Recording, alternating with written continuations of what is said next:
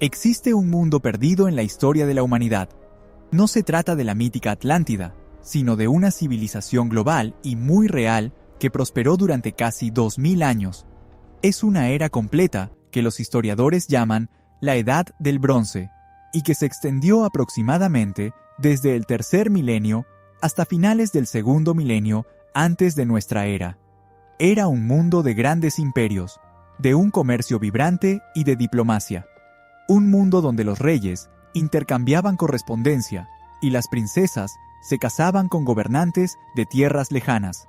Y luego, prácticamente de la noche a la mañana, todo eso desapareció. Fue como si alguien hubiera presionado el botón de borrar. Las ciudades ardieron y fueron abandonadas para siempre. Las rutas comerciales se cortaron. Pueblos enteros parecieron desvanecerse en el aire. En el corazón de este misterio se encuentra un punto específico en el tiempo, el colapso de la Edad del Bronce, que marcó el final de esta época. Ocurrió aproximadamente en los años 1200 antes de nuestra era. Es el epicentro de una explosión tras la cual el mundo retrocedió siglos enteros. Este es, posiblemente, el mayor misterio sin resolver de la historia. En esta investigación, responderemos a 3 preguntas fundamentales.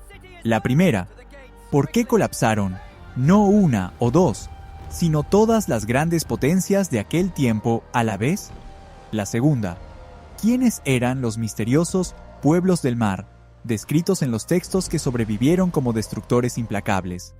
Y la tercera, la más impactante de todas, ¿cómo fue que civilizaciones enteras olvidaron durante siglos lo que ya dominaban? Cómo construir, cómo comerciar e incluso cómo escribir. Pero para entender la magnitud de esta pérdida, es necesario ver sobre qué se sostenía aquel mundo.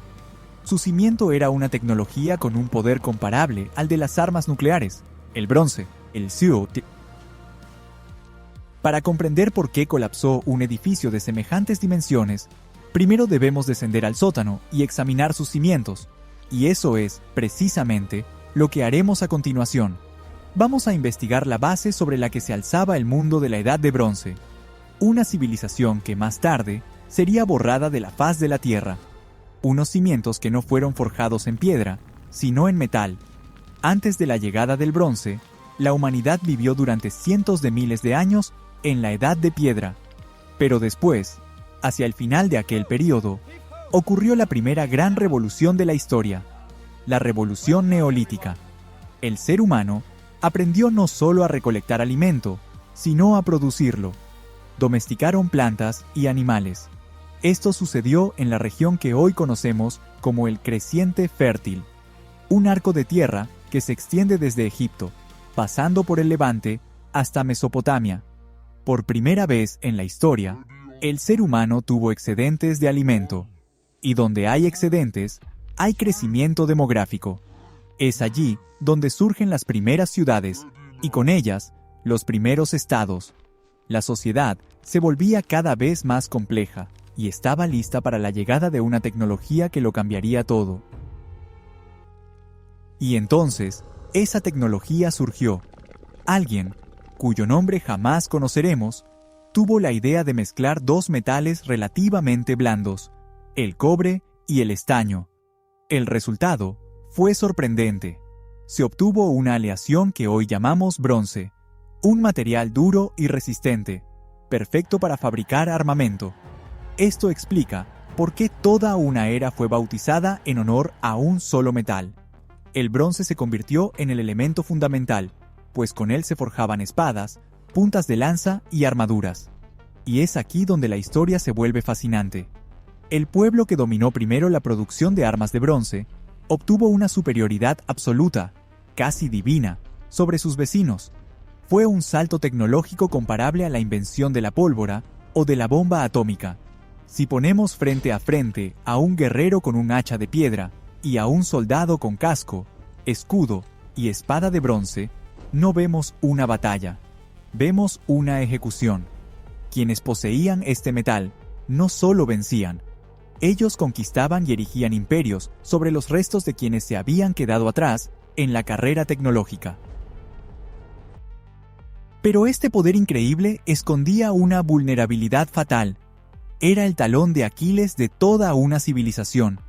El cobre y el estaño, necesarios para fabricar el bronce, casi nunca se encuentran juntos en la naturaleza. Los yacimientos de cobre se localizaban en puntos específicos, como la isla de Chipre.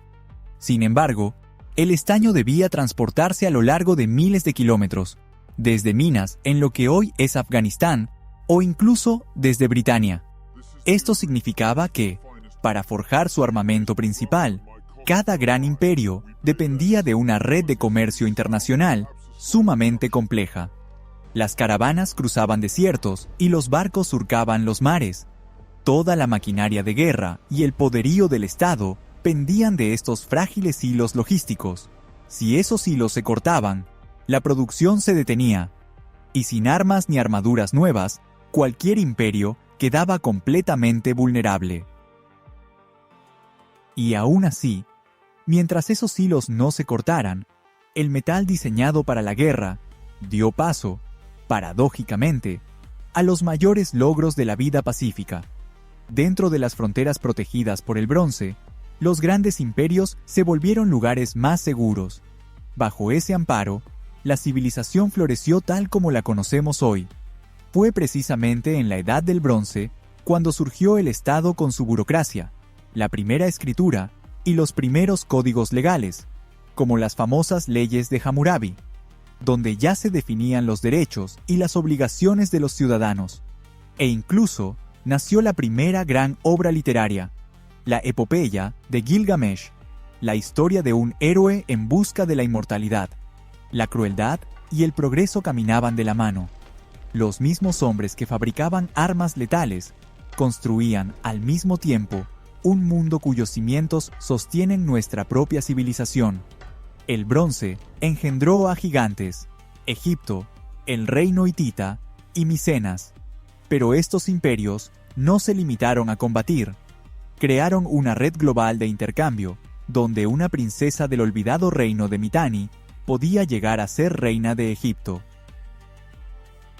El mapa del mundo que nos muestran en la escuela es engañosamente simple. Ahí está el poderoso Egipto a orillas del Nilo, y allá, Mesopotamia, entre el Tigris y el Éufrates, donde surgió el Estado sumerio. Dos grandes centros de poder separados por el desierto.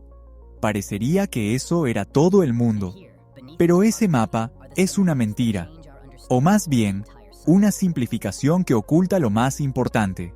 Para ver el panorama real, debemos incluir al menos a otros dos titanes.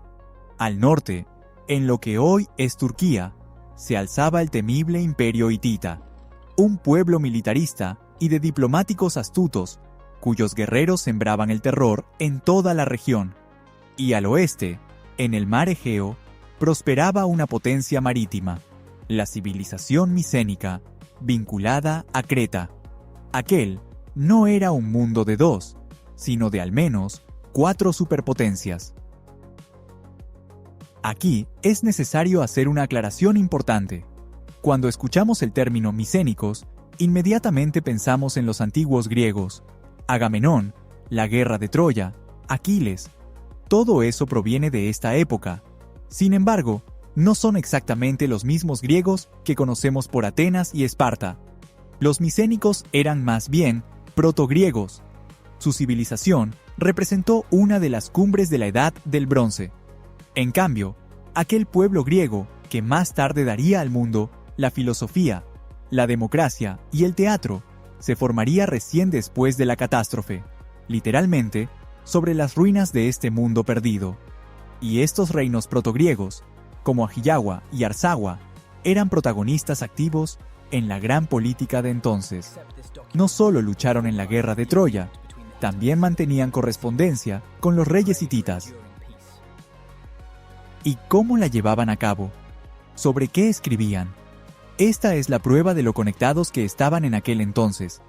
Utilizaban la escritura cuneiforme. Se trataba del mismo sistema que nació a miles de kilómetros de distancia, en Mesopotamia. Desde allí, fue adoptada por los hititas, y más tarde, por los protogriegos. Era, en cierto modo, un sistema operativo internacional, un lenguaje común para la diplomacia, el comercio y el intercambio de conocimientos. En sus cartas, los reyes de las grandes potencias se llamaban entre sí hermano. No solo intercambiaban amenazas, sino también artesanos, médicos, tecnología y, por supuesto, regalos lujosos. Un auténtico club de las grandes potencias. Pero incluso este mapa, mucho más complejo, sigue estando incompleto. Entre los gigantes, como si se tratara de estrechos angostos, existieron muchas naciones menos conocidas de las que nunca se habla en las clases de historia. Reinos que fueron borrados de tal forma que hoy solo los especialistas los recuerdan. Uno de esos estados olvidados fue el reino de Mitanni, ubicado al norte de la actual Siria. Hoy en día, este nombre no le dice nada a la mayoría de las personas, pero en aquel entonces era una potencia influyente, capaz de desafiar tanto a Egipto como a los hititas. Y es precisamente este reino olvidado el que nos da la clave para entender qué tan globalizado estaba aquel mundo. Todo el mundo sabe cómo se ve Nefertiti.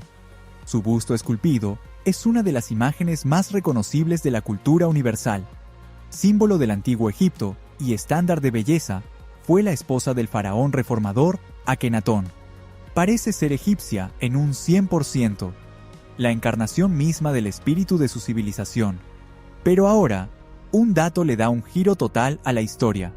La famosa reina Nefertiti no era egipcia, sino que provenía de Mitanni. Su verdadero nombre era Taduepa. Era la hija del rey de Mitanni, enviada a Egipto para convertirse en la esposa del faraón. Se trataba de un matrimonio dinástico destinado a sellar una alianza política. Piénsenlo por un momento. Una de las mujeres más influyentes en la historia de Egipto era, en realidad, una extranjera. Esto demuestra que el mundo antiguo no solo estaba tejido por guerras y rutas comerciales, sino también por vínculos personales y humanos. Las fronteras eran permeables. Y para añadir un detalle más a este cuadro, el idioma que hablaba la élite de Mitanni era un ancestro del grupo lingüístico indoario. Es el mismo que se habla hoy en día en la India. Entonces, ¿qué es lo que vemos al final?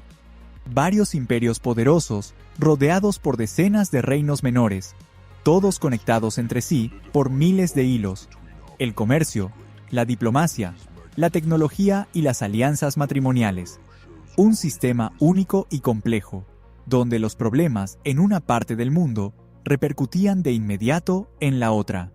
Y es precisamente por eso que cuando el sistema comenzó a desmoronarse, arrastró a todos consigo. Vemos un mundo de grandes imperios y reinos olvidados. Pareciera que todos ellos son solo polvo en las páginas de la historia. Pero, ¿qué pasaría si les dijera que los descendientes directos de los constructores de pirámides y de los guerreros de Asiria viven entre nosotros en este preciso momento? Vivos. Esa es la primera palabra que nos viene a la mente al observar sus comunidades hoy en día. No son piezas de museo ni actores de recreación histórica. Son personas reales, con una memoria viva de civilizaciones que, según creíamos, se habían desvanecido para siempre en las arenas del tiempo. Asiria, por ejemplo, un imperio temible y despiadado que solemos imaginar borrado de la faz de la tierra hace miles de años. Pero no es así. Los asirios modernos son los herederos directos, tanto cultural como genéticamente, de aquella antigua población de Mesopotamia. Ellos son los sobrevivientes del apocalipsis de la Edad del Bronce. Desde luego, su mundo cambió hasta volverse irreconocible. Sus ancestros hablaban acadio, una lengua que en su momento desplazó al sumerio, que era todavía más antiguo. Más tarde, tras el colapso, el acadio cedió su lugar al arameo, el idioma que habló Jesús. Los asirios de hoy hablan un descendiente directo de aquella lengua, el neoarameo. Cambiaron de religión y perdieron su imperio, pero no desaparecieron. Han pasado 3000 años de tormentas y catástrofes, y su identidad sigue viva. Su historia es la crónica de una supervivencia contra todo pronóstico. En la actualidad, hay cerca de 1 millón de asirios en el mundo, pero solo una pequeña parte vive en su patria histórica, las tierras de Irak y Siria. Los siglos XX y XXI han sido especialmente crueles para este pueblo. Primero, enfrentaron el genocidio en el Imperio Otomano entre 1915 y 1923, un periodo oscuro en el que perdieron hasta el 78% de su población, y mucho más recientemente, sufrieron el terror impuesto por el Estado Islámico. Aún así, ellos siguen aquí. Son la prueba viva de que el colapso de la Edad del Bronce pudo borrar del mapa a un imperio, pero no logró destruir a su gente. Si los asirios son un fragmento que sobrevivió milagrosamente entre las ruinas de Mesopotamia, en Egipto nos espera una historia todavía más asombrosa. Allí viven los coptos, la minoría cristiana más grande de todo el Medio Oriente. Los coptos de Egipto son los descendientes directos de los antiguos egipcios, aquellos mismos que construyeron las pirámides y adoraron al dios Ra. El secreto de su origen se oculta en su propio nombre. Al escuchar la palabra copto, solemos pensar que es simplemente el nombre de un pueblo, pero no es así. Copto no es más que la pronunciación árabe distorsionada de la palabra griega Aigiptos, y Aigiptos significa egipcio. Literalmente, se llaman a sí mismos egipcios. Incluso su lengua, el copto, aunque casi ha desaparecido del uso cotidiano, representa la última etapa evolutiva del mismo idioma que hablaban los faraones. No son 1 millón. Según diversas estimaciones, hoy viven en Egipto entre 10 y 25 millones de coptos, cerca del 15% de toda la población del país. No son un simple fragmento, son todo un estrato del mundo antiguo que sigue vivo en el siglo XXI. Los vestigios de esta grandeza perduran hasta hoy. Pero regresemos a los años 1200 antes de nuestra era, un instante antes de la catástrofe, a megaciudades con una población de 100.000 personas y casas donde el agua caliente fluía de los grifos. Para comprender qué fue exactamente lo que se perdió, debemos trazar el mapa del mundo apenas un instante antes de que todo estallara en llamas. No se trataba de una tierra vacía con focos aislados de civilización. Era un hervidero densamente poblado de pueblos e imperios, donde cada rincón de tierra ya estaba repartido. En el centro, en lo que hoy es el territorio de Turquía, dominaba el imperio hitita, con su capital en la ciudad de Hattusa. Eran uno de los protagonistas más poderosos de la época, una formidable maquinaria militar, pero no estaban solos. A su alrededor, como vecinos en un edificio sobrepoblado, se amontonaban otros estados, las tribus Casca al norte y los reinos de Ajiyawa y Arzawa al oeste. Si miramos hacia el este, el mapa se vuelve aún más complejo. En el norte de Mesopotamia se encontraba el reino de Mitanni, mientras que en las tierras altas de Armenia se situaba el estado de Ayasa, el cual los investigadores vinculan con los ancestros más remotos de los armenios. Más al sur, en el corazón de Mesopotamia, el imperio asirio ganaba fuerza, la futura pesadilla de toda la región, y la franja de tierra entre ellos y Egipto, el Levante, que hoy comprende a Siria, Palestina e Israel, era un eterno campo de batalla, un territorio en disputa que los hititas y los egipcios se repartían sin descanso. El mundo no era simplemente grande, estaba lleno, al límite. Cuando digo que estaba lleno, me refiero a personas, muchas personas. Según las estimaciones más conservadoras, la población de este mundo antiguo era de entre 50 y 60 millones de habitantes.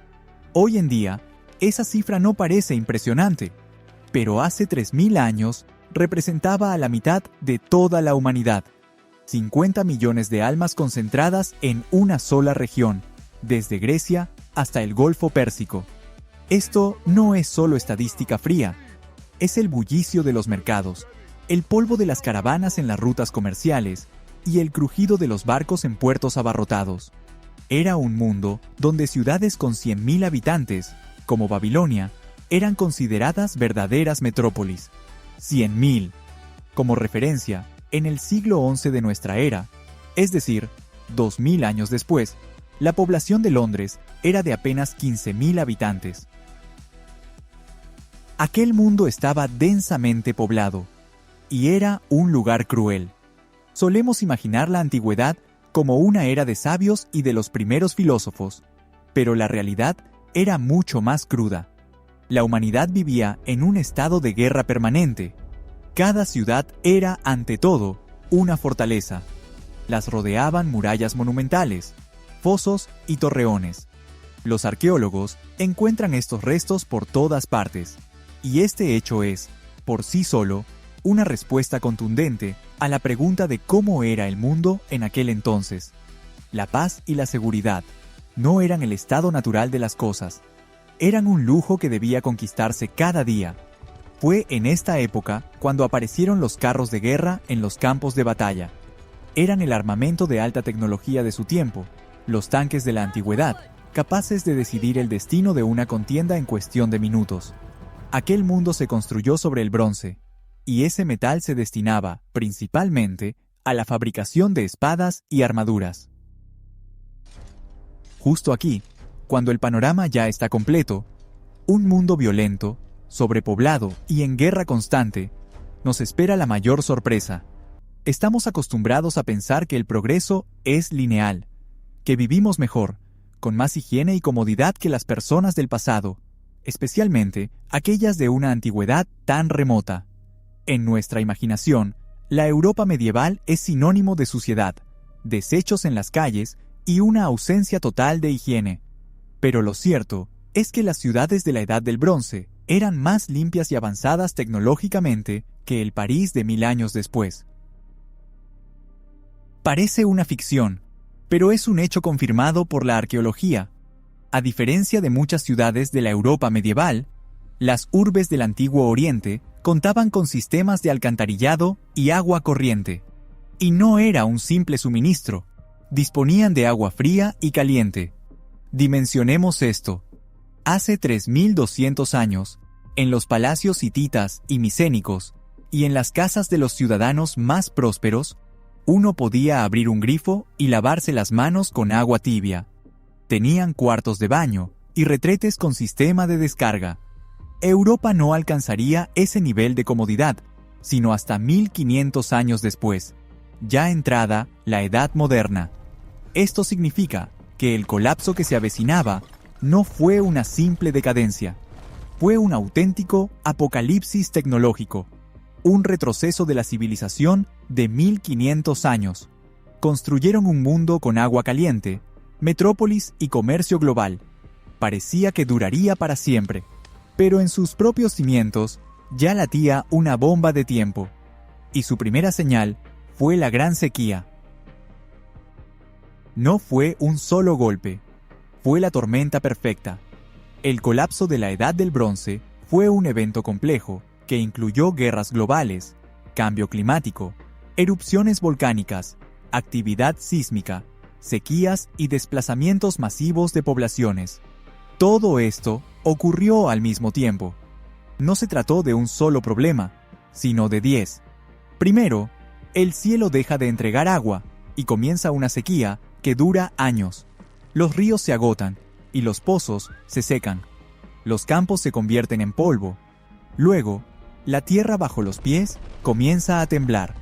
Una ola de terremotos devastadores recorre toda la región, reduciendo las ciudades a escombros. Como si esto fuera poco, los volcanes despiertan y lanzan a la atmósfera toneladas de ceniza, ocultando el sol y destruyendo lo que queda de las cosechas. Y es entonces cuando en este mundo, debilitado por el hambre y los desastres naturales, estallan las guerras y las migraciones masivas. No es una simple secuencia de eventos, es el colapso de un sistema en el que todos sus pilares se derrumban al mismo tiempo. Sabemos lo terrible que fue aquel horror, porque sus protagonistas nos dejaron sus voces. Se conservan textos cuneiformes del Imperio hitita que describen una sequía devastadora y una hambruna que amenazaba con la extinción total de los habitantes de las ciudades. No son simples informes técnicos, son gritos de auxilio grabados en arcilla hace 3000 años. Uno de los últimos reyes hititas le escribió al gobernante de la ciudad siria de Ugarit, suplicando por suministros de grano. Y sus palabras resuenan como una sentencia. Hay hambre en mi país. Es una cuestión de vida o muerte. Si no envías barcos con grano de inmediato, todos moriremos. Dimensionen esto. No dijo, será difícil, ni, nos esperan tiempos de escasez. Dijo, todos, vamos, a morir. Esta es la voz del soberano de uno de los imperios más grandes de su época. Una potencia cuyos ejércitos sembraron el terror en Egipto. Y ahora, su rey admite que su pueblo está al borde de la extinción total por el hambre. Todo el complejo sistema, cimentado en el comercio, los impuestos y el poder centralizado, resultó impotente ante la fuerza de la naturaleza. Cuando los campesinos no tienen qué comer, no tienen con qué aportar al tesoro, sin dinero en las arcas, el monarca no tiene cómo pagar a sus tropas, y cuando los soldados no reciben su paga, se convierten en bandidos o simplemente desertan. Fue precisamente este colapso interno el factor principal de la catástrofe.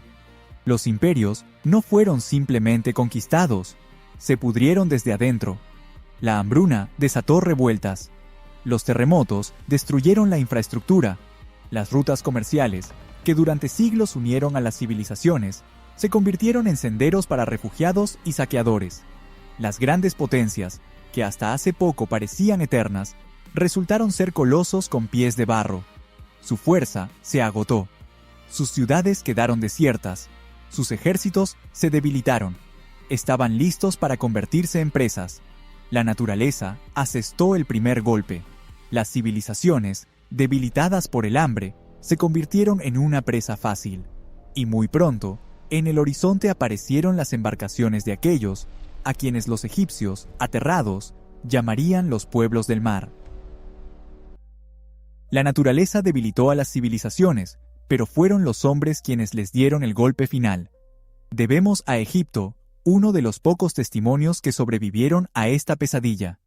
En el templo de Ramsés III, en Medinet Habu, se conservan jeroglíficos tallados aproximadamente en los años 1180 antes de nuestra era.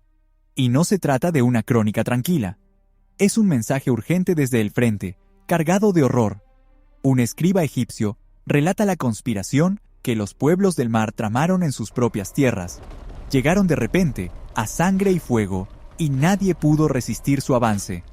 El imperio hitita, Chipre y Siria, todos ellos cayeron.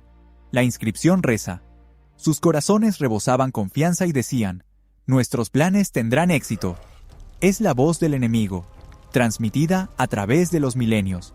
Un enemigo que surgió de la nada y quemó todo a su paso. Solo porque Egipto era una de las pocas potencias que contaba con un sistema de escritura, tenemos al menos una descripción de lo que estaba ocurriendo.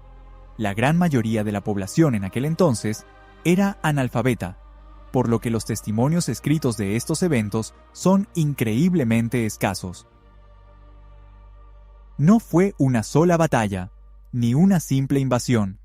Se trató de una reacción en cadena que, comenzando cerca del año 1200 antes de nuestra era, afectó simultáneamente a todas las naciones del mundo antiguo. Fue una verdadera guerra mundial de aquella época. La famosa Guerra de Troya, que conocemos por los poemas de Homero, es un hecho histórico que ocurrió, precisamente, durante este periodo de catástrofe. No es un mito, ni una leyenda. La batalla por Troya fue solo uno de los tantos incendios que consumieron a toda la región. Algunos investigadores sugieren incluso que el célebre éxodo de los judíos de Egipto, relatado en la Biblia, también podría estar vinculado a estos sucesos. En medio del caos, con el poder de los faraones debilitado y las fronteras desmoronándose, pueblos enteros pudieron haber encontrado la oportunidad de escapar. Aunque esto sigue siendo una hipótesis, ilustra a la perfección cómo se entrelazaron los destinos de todas las civilizaciones en aquel caldero de fuego. Ahora, olviden todo lo que saben sobre la caída de Roma. Solemos creer que los grandes imperios se derrumban lentamente, a lo largo de los siglos. Pensamos que es un proceso que se extiende durante la vida de muchas generaciones. Primero llega una crisis económica, luego la inestabilidad política, y finalmente los bárbaros en las fronteras. La gente se acostumbra poco a poco a la decadencia. Pero aquí, todo fue distinto. La catástrofe no fue instantánea, pero tampoco se prolongó durante centurias, como sucedió con Roma. La mayoría de los eventos ocurrieron en un periodo de unos 50 años, el tiempo de vida de apenas 1 o 2 generaciones. Este es, quizás, el dato más impactante de toda esta historia. Una persona nacida en un próspero palacio micénico, donde había bañeras de agua caliente y frescos en las paredes, pudo haber muerto entre sus ruinas humeantes, rodeada de bandas de saqueadores. Vio el auge y la caída de su civilización con sus propios ojos. Para él, esto no fue un proceso histórico, fue el fin del mundo, ocurrido en el transcurso de su propia vida. El mundo que parecía eterno e inquebrantable se desmoronó hasta hacerse cenizas en apenas unas décadas. Las ciudades ardieron en un lapso muy breve, pero lo más aterrador fue lo que vino después de la destrucción. La humanidad se sumergió en una edad oscura y durante siglos olvidó cómo escribir.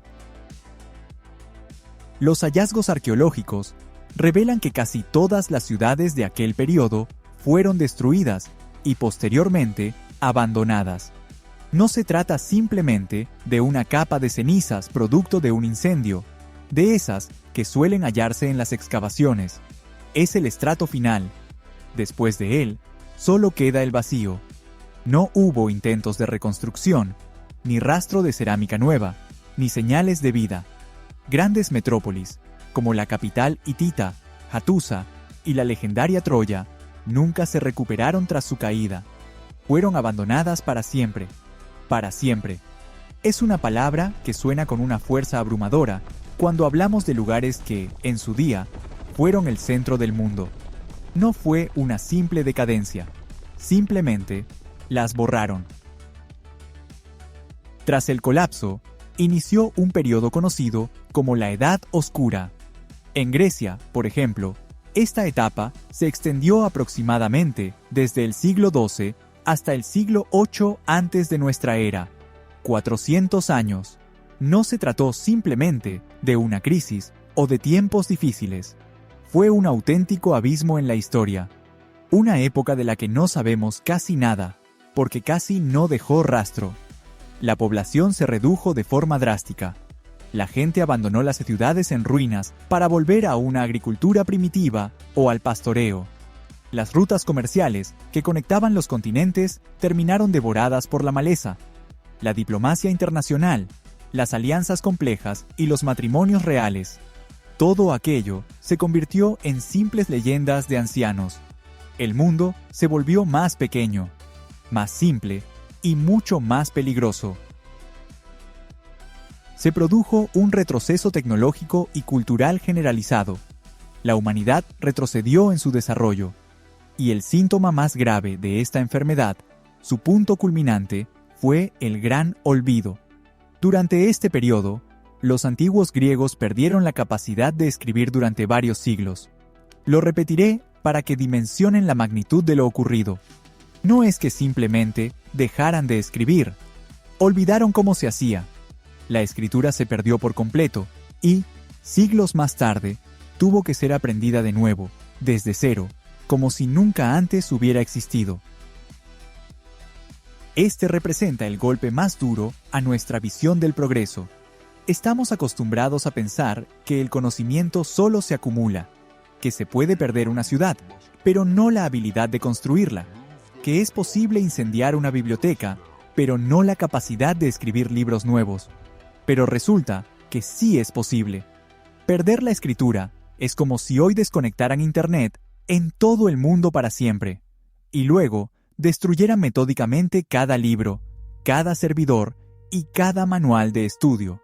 En una sola generación, la gente todavía recordaría qué era una búsqueda, pero ya no sabría cómo realizarla.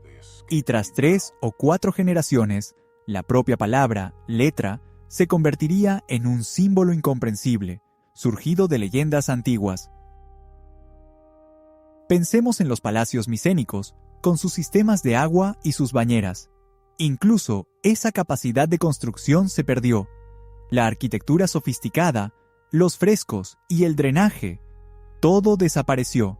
Sin embargo, perder el conocimiento de la escritura no es lo mismo que perder la comodidad. La escritura es el sistema operativo de una civilización. Es la herramienta para almacenar y transmitir el saber a través del tiempo, sin depender de la frágil memoria humana. Sin ella, cada generación se ve forzada a reinventar la rueda. Y eso fue precisamente lo que sucedió. Una sociedad que solía mantener correspondencia internacional en varios idiomas, terminó convertida en un conjunto de aldeas analfabetas. ¿Y qué ocurrió con Egipto? Fue la única de las grandes potencias que formalmente logró sobrevivir, pero fue una victoria peor que una derrota. Aunque Egipto sobrevivió, su territorio se redujo drásticamente y dejó de ser la civilización número 1, perdiendo su posición dominante. Logró repeler a los pueblos del mar, pero esa guerra lo agotó hasta el límite. Perdió todos sus dominios en el Levante y en Nubia. La economía colapsó. El poder de los faraones se debilitó tanto que el país, de hecho, terminó fragmentado. Egipto era como un boxeador que se mantiene en pie tras un golpe demoledor, pero ha quedado ciego y sordo, y nunca más podrá volver al ring. Sobrevivió, pero su grandeza se había esfumado. El mundo se sumergió en la oscuridad. El conocimiento se perdió, y los grandes nombres fueron olvidados. Pero, ¿cómo sobrevivió el recuerdo de esta catástrofe si casi nadie podía dejar constancia de ella por escrito? Tal vez se ocultó donde nadie pensó en buscar, en los mitos antiguos. Cuando una sociedad pierde la capacidad de registrar su propia historia, no deja de recordarla. Empieza a relatarla, y con cada nuevo narrador, con cada generación, los datos escuetos se desvanecen. Pero las emociones, el horror, el caos, la desesperación, permanecen y se intensifican. La historia se convierte en una cicatriz que recuerda el dolor, pero que ya no puede describir con exactitud la forma de la hoja que la provocó. El recuerdo de la mayor catástrofe de la antigüedad no desapareció sin dejar rastro. Simplemente cambió de soporte, pasó de las tablillas de arcilla a las voces humanas. Se transformó en un mito. Y esto no es solo una teoría fascinante. Observemos los mitos griegos más conocidos, esos que recordamos desde niños. La guerra entre los dioses y los titanes, la titanomaquia. Una batalla de 10 años entre la antigua generación de deidades, los titanes, y la nueva, los olímpicos liderados por Zeus. Todo suena como un relato épico. Pero, ¿qué pasaría si no fuera un cuento, sino el recuerdo de una guerra real, deformado hasta volverse irreconocible? Un conflicto que no ocurrió en los cielos, sino en la tierra. Una guerra en la que las antiguas religiones se desmoronaron ante el avance de las creencias de nuevos pueblos que llegaron a estos territorios. El cambio en el panteón de los dioses, plasmado en una batalla celestial, es la metáfora perfecta para las sacudidas sociales y religiosas que atravesó aquel mundo. Los viejos ídolos fueron destruidos. Los antiguos templos fueron incendiados. Ahora, recordemos uno de los relatos más aterradores. Cronos devorando a sus hijos. El titán supremo, que engulle a su propia descendencia por temor a ser derrocado. ¿Qué es esto? Sino la imagen distorsionada de una sociedad consumida por el hambre y el caos. Gracias a las tablillas de escritura cuneiforme, sabemos que la hambruna fue atroz. Los reyes se escribían entre sí: todos moriremos. En un mundo así, los vínculos sociales se desmoronan. La generación de los padres, aferrada con desesperación a los restos de comida y de poder, devora, literalmente, el futuro de sus hijos. No es la historia de un monstruo, es la alegoría de un mundo que se consume a sí mismo desde adentro. Un mundo donde los padres no pueden alimentar a sus hijos, y el orden le cede su lugar al horror más primitivo. Los mitos de la antigua Grecia sobre la guerra de los titanes, los cíclopes y Cronos devorando a sus propios hijos, podrían ser el reflejo exagerado de las sacudidas sociales y religiosas de aquella época, relacionadas con el cambio en el panteón de los dioses. Los mitos son un grito congelado en el tiempo. No nos transmiten hechos precisos, sino las sensaciones de toda una era. Sin embargo, no mencionan nombres reales. Nos hablan de titanes, de cíclopes y de monstruos. Pero, ¿quiénes fueron las personas de carne y hueso que destruyeron el viejo mundo y construyeron uno nuevo sobre sus ruinas? Ha llegado el momento de revelar la verdadera identidad de los pueblos del mar. Y lo cierto es que tenían nombres. Los misteriosos pueblos del mar no eran una horda única que surgió de la nada. Se trataba de una gran oleada compuesta por diversas tribus y pueblos que abandonaron sus hogares para avanzar hacia el sur. Hoy en día, la mayoría de los investigadores coinciden en que eran principalmente pueblos indoeuropeos, procedentes muy probablemente de la península de los Balcanes. Entre ellos, había dos protagonistas clave, cuyos nombres conocemos hasta el día de hoy. Se trata de los frigios y de los filisteos, los mismos que aparecen mencionados en repetidas ocasiones en la Biblia. Así es, se trata de los mismos filisteos, los antiguos rivales de los israelitas, cuyo gigante, Goliat, fue derrotado por David. Ellos eran uno de los pueblos del mar. Llegaron, conquistaron parte de la costa de Canaán y fundaron allí sus propias ciudades. Su nombre echó raíces tan profundas en aquella tierra que hoy en día la conocemos como Palestina.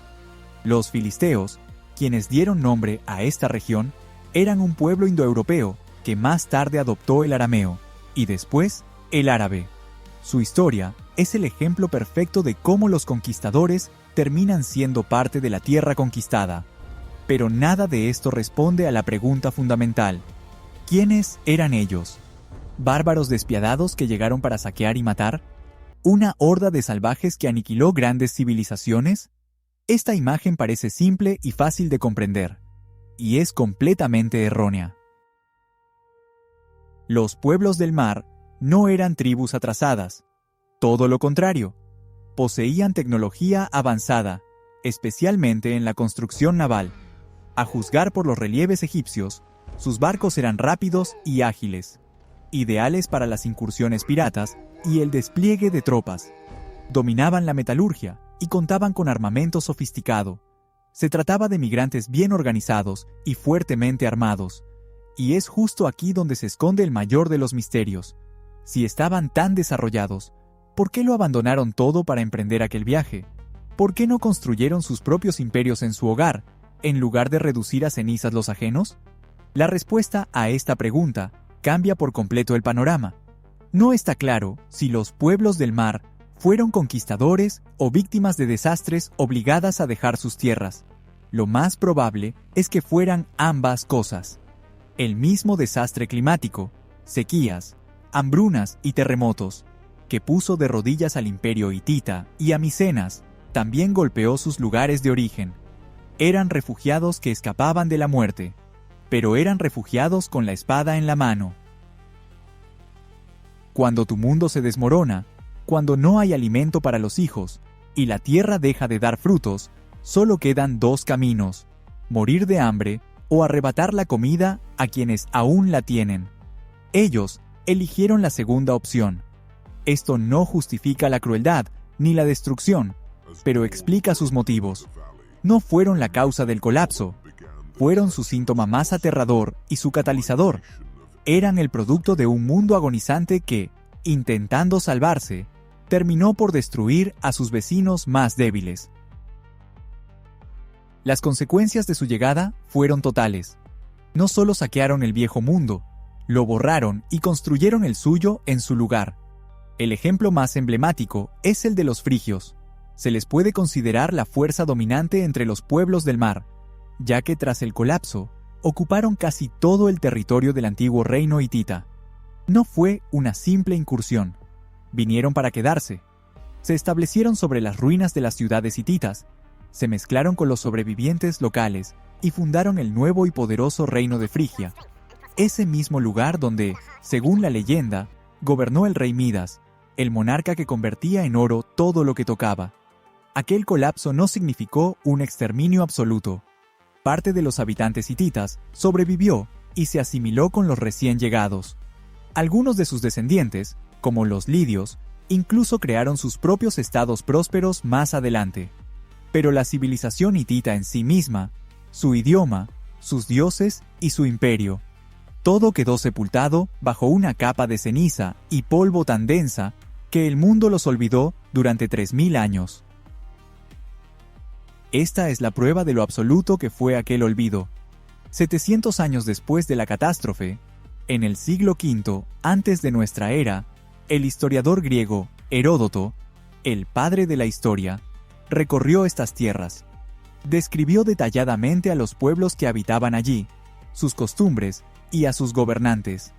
Sin embargo, Heródoto, quien vivió en el siglo V antes de Cristo, ya no sabía nada sobre los hititas y llamaba Frigia a sus tierras.